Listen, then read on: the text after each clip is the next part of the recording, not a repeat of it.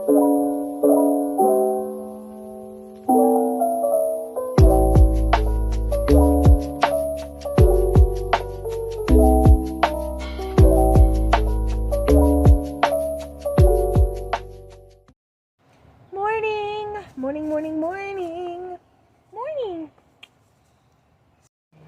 guys. Morning.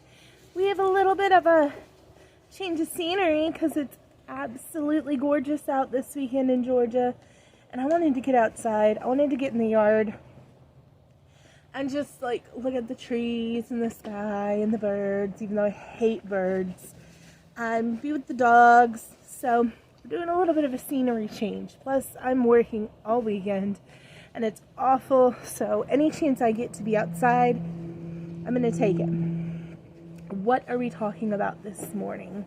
In the gorgeous yard with my sweet boys, what makes an epic fantasy novel?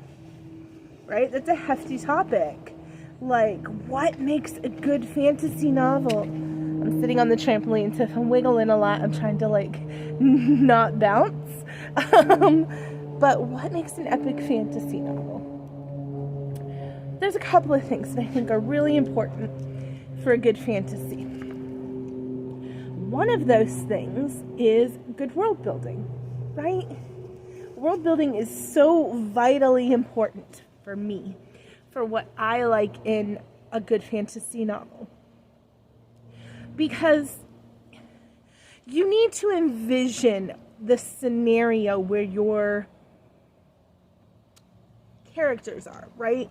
You have to be able to see Arendelle. You have to be able to see the Seven Kingdoms. You have to be able to visualize this. And if there's not good world building, you just can't. It's impossible. Some of my favorite world builders are like J.R. Martin, obviously Tolkien, Brandon Sanderson, Samantha Shannon. I'm getting really excited about her prequel to Priory of the Orange Tree because you guys know I absolutely loved me some Priory of the Orange Tree. So I'm getting like crazy excited about Priory of the Orange Tree. And like, those are some of my favorite world builders. J.R. Ward does a really good job with the Black Dagger Brotherhood. That's one that I haven't talked about in a while on here. But her earlier stuff in that... I'm trying to block this on a little bit. Her earlier stuff in that series, like Dark Lover and when she first introduces the brothers in Black Dagger Brotherhood, it's some incredible world building, the way that she makes you imagine and envision Caldwell, New York. She just does an absolutely phenomenal job with it. Laurel K. Hamilton, on the spicier side of things, does an incredible job with her Anita Blake novels, building the world that Anita Blake lives in and all of the many characters. It doesn't have to be a different universe or a different planet or even a different, like, dystopian society. It can be in the United States. It's just you have to get that framework. They can speak English, all of that. But if the framework is there, you can make your reader go into your world completely. And I think that that's something that is incredibly hard to do as a writer, is to take the time and the words to create this world without it can go too far. It can be too wordy. It can be too... what's the word I'm looking for? It can be too much world building. Like, that definitely is a thing. And I have tried to read some fantasy and was not able to get into it. I was not a huge fan, and this is going to be a big, like, oh my gosh, for some people, Wheel of Time wasn't my favorite. For the reason that I thought that the world building was a bit excessive, and I could not get into it. I couldn't. Now, of the same vein, the same time frame, the same genre, Wizard's First Rule.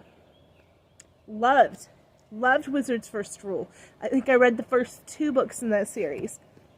I thought that the world building was really good in those books. Oh, Patrick Rothfuss does an incredible job with Kvothe's world in Name of the Wind, and that book too, which I forget what the name of the book 2 is, but the first book is called Name of the Wind, and Kvothe is an incredible character, and he goes to this magical school. It's not Harry Potter, it's very adult magical school, and yeah, it's just an incredible world building. I need to reread that one. I really do. So yeah, for good fantasy, you need world building. What else do you need in there? You need developed characters.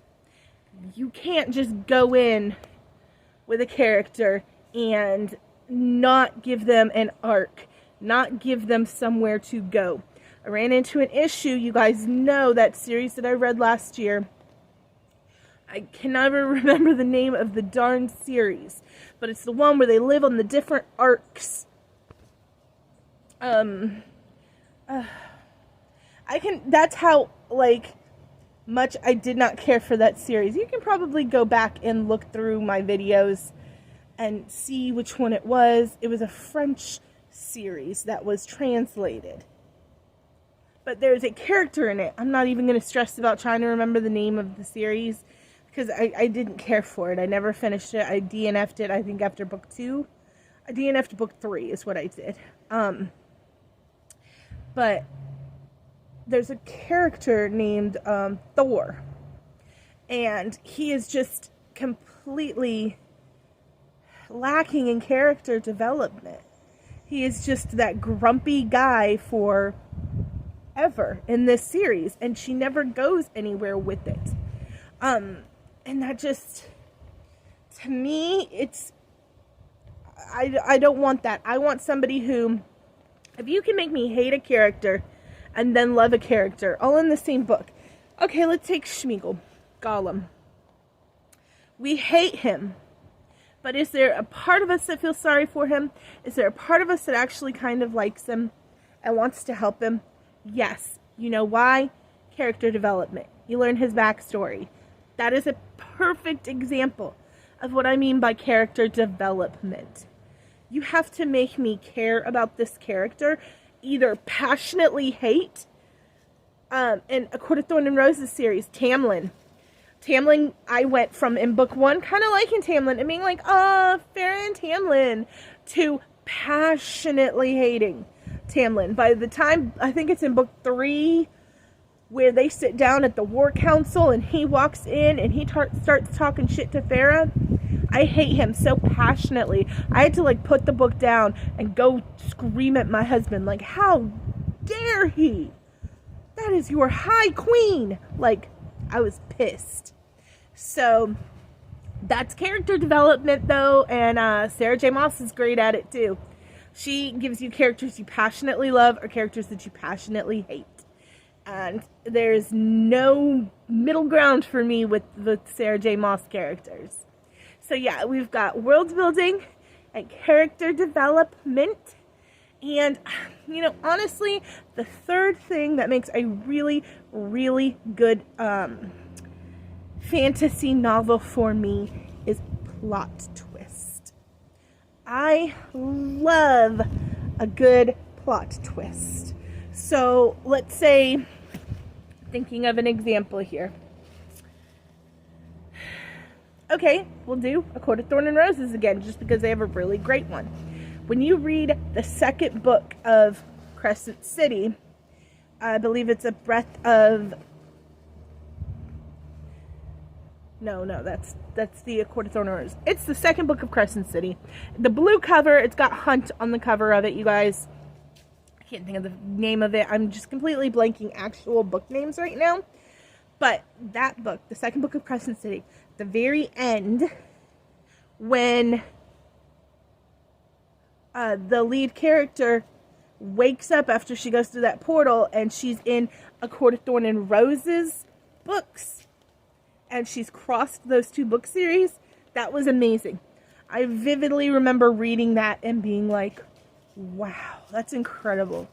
Anytime that they make a good guy actually a bad guy, or a bad guy actually a good guy, the Red Queen, that was one. The Red Queen did an incredible job at a plot twist, where you had the 2 princes, and there was one that was kind of befriending her the whole time, your main character, and trying to help her use her magic and all of that, and learn how to use things. And at the end, it turned out he was the evil prince and tried to kill her. Huge plot twist. Loved it. I should say spoiler alert. I'm going to put that in the summary, because I'm doing some spoilers here when I'm talking about plot twists. But yeah, Red Queen did an incredible plot twist with me. I really just thoroughly love a good plot twist. So those are the 3 main things that I look for in a sci-fi novel. I guess I'm talking about this because I'm currently reading a epic sci-fi novel, In the Way of Kings, and it was on my heart this morning. I was like, I want to talk about what I look for in a sci-fi, not sci-fi, but fantasy novel. High fantasy novel. I hope I haven't been saying sci-fi this whole time. A high fantasy novel, which is world building, which is character development, and plot twist. If you can do all 3 of those things, I'm reading your book, man. I'm reading your book, and I'm probably going to love your book, and I'm probably going to talk about it constantly, because that's what I do. But yeah, I love you guys so much. I will probably have a Way of Kings update review on Wednesday morning, Monday night. Well, I'm not sure when it's coming out, but I'll let you know on probably a little short when it's coming out. I'm going to be back on Evolved to review, doing something that I haven't talked about on here, but that I've been watching, which is The Last of Us.